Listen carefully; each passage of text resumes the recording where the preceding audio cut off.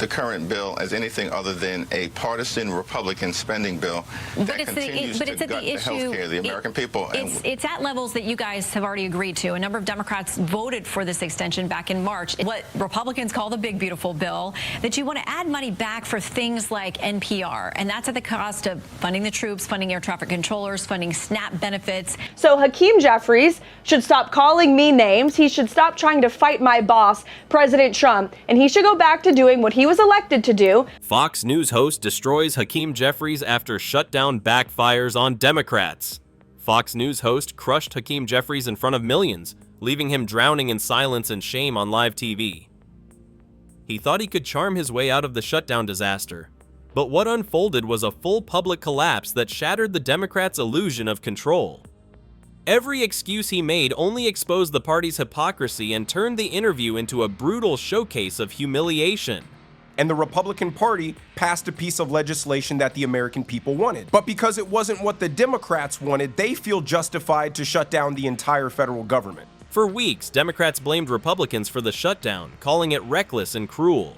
They built their case on emotion, hoping no one would check the math. But Fox News did.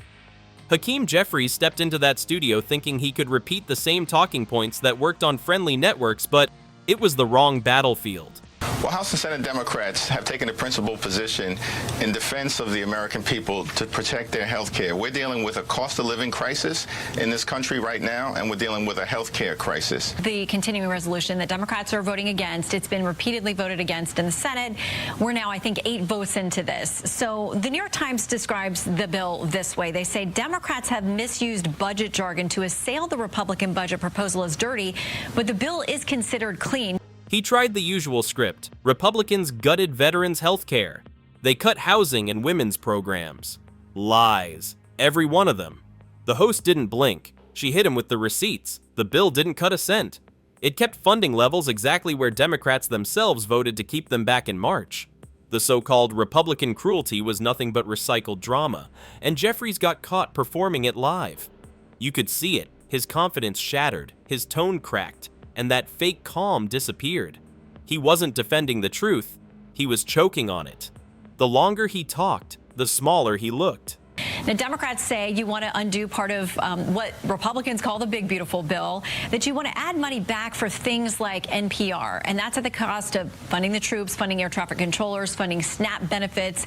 So what's the message to the American people? Fortunately, they've made the decision to take a my way or the highway approach. We've repeatedly made clear we want to sit down, reopen the government, and negotiate a bipartisan path forward. They do control all of those bodies, but they do need Senate votes from Democrats, and they've had some in order to move something there.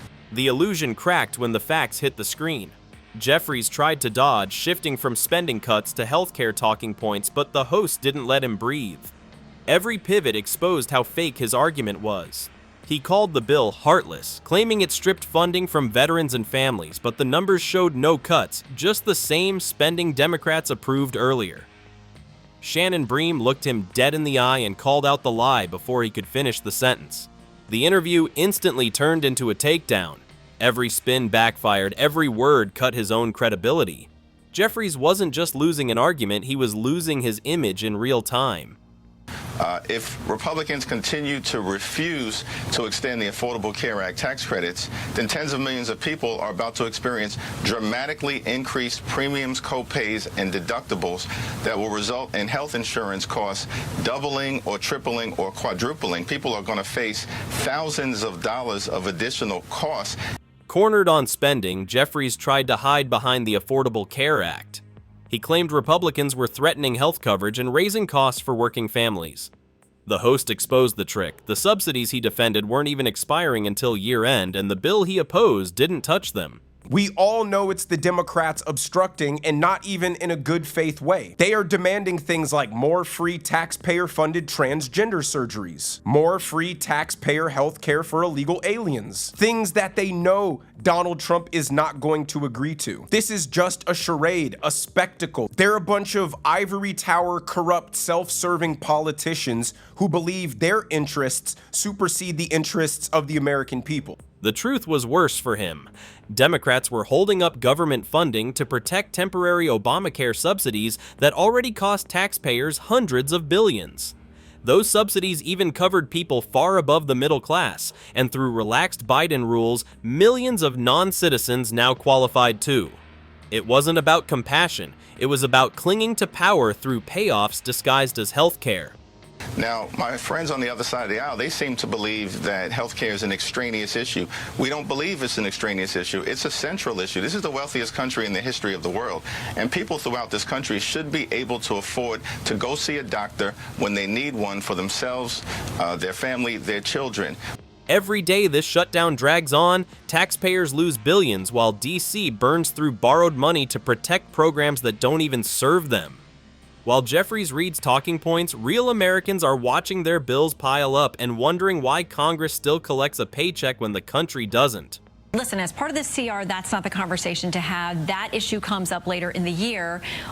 Would you be willing to vote on a CR moving forward with assurances that you would address the subsidies at some point? Because a number of Republicans say they agree with you that they're going to need to do that. We don't view the current bill as anything other than a partisan Republican spending bill that continues to gut the health care of the American people. It's at levels that you guys have already agreed to. A number of Democrats voted for this extension back in March. It's not adding or detracting anything. It's just continuing the levels of spending that currently exist. When the healthcare lie crashed, Jeffries pulled the oldest trick in D.C., stall and blame. Democrats are dragging the shutdown on purpose, lining it up with their protest circus in D.C. They're hoping chaos on the streets will do what their policies can't, make Trump the villain and sell themselves as victims again. This isn't governance, it's blackmail.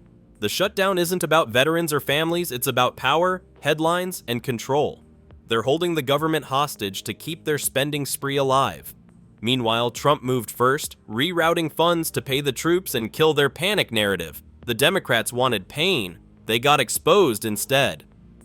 Gut funding for women, infants, and children programming, gut funding for affordable housing, and we know we have a housing crisis in this country. Housing costs are too high. Just to be clear, though, it's not changing current. It's not changing current levels. Nothing's getting cut. It's at levels that you may not like, but it's about extending levels as they currently exist.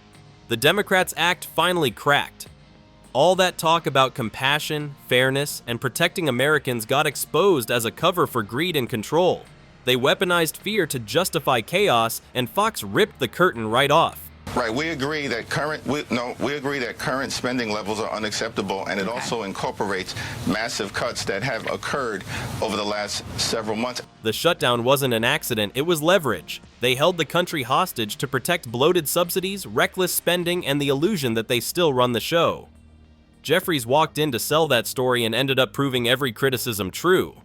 The performance was supposed to defend the party. Instead, it revealed exactly what they've been hiding.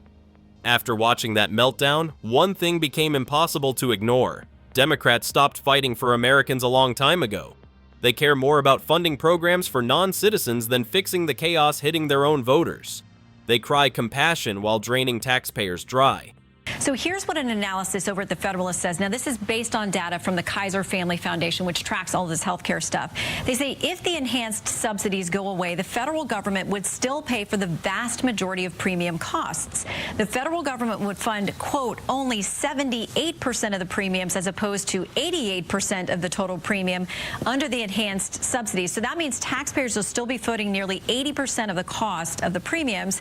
Should we be having a broader conversation about the fact that Obamacare was supposed to make everything more affordable, and yet that is the U.S. taxpayer, you and me, and everybody who goes to work. That's the real outrage. Working families can't afford groceries or rent, but Washington is busy paying for benefits that don't even reach citizens. Jeffries stood on live TV defending that insanity like it was noble. It wasn't. It was a full confession that the party of the people forgot who the people actually are. Local law enforcement grants to support police officers by $500 million. So there's a variety of different challenges that we have with respect to this partisan Republican spending bill. Jeffries went on air later claiming Republicans were marching the country into a shutdown. Nice slogan, until Shannon Bream replayed his own vote record proving he backed the same funding months ago. That's when the illusion shattered. He wasn't a victim of partisanship, he was the architect of it. The louder he shouted, the more obvious the truth became. This was never about policy. It was about control slipping away. We need to extend the Affordable Care Act tax credits because they are making a meaningful difference in the lives of the American people. We do need to have a broader conversation about fixing our broken healthcare system, and we want to do that in a bipartisan way. It's unacceptable, in our view, that legislation was passed by Republicans earlier this year that is actually triggering the closure of hospitals and nursing homes and community-based health centers throughout the country. Jeffries warned about higher premiums and families suffering. What he left out was that the shutdown itself is draining billions a day. Real workers, real small businesses, real paychecks all on pause while DC plays pretend. He calls it protecting healthcare. Taxpayers call it burning cash. The shutdown isn't saving America, it's strangling it, one headline at a time. The American people voted for the Republican Party, and the Republican Party passed a piece of legislation that the American people wanted. But because it wasn't what the Democrats wanted, they feel justified to shut down the entire federal government. What happened on Fox wasn't just a political slip. It exposed how deep the rot runs in Washington. The shutdown circus isn't about fixing budgets or serving people. It's about keeping a broken system alive. The same politicians who cry about fairness are the ones funneling billions into loopholes that reward incompetence and punish productivity. Claim to be the party fighting to preserve democracy, but now you're throwing a fit and taking your ball home because democracy didn't go in your favor. They don't fear a shutdown, they fear accountability. Every department bloated, every agency overfunded, every audit ignored. Jeffries' meltdown showed what happens when that system finally gets cornered. They panic, lie, and smear anyone who calls it out. The real story isn't that he lost an interview. It's that his entire party exposed how fragile their empire of excuses has become. The spin might still work on cable panels, but after that Fox interview, the mask slipped, and once people see the truth, they don't unsee it. So now the question isn't who caused the shutdown, it's who still believes the lie after watching it collapse live.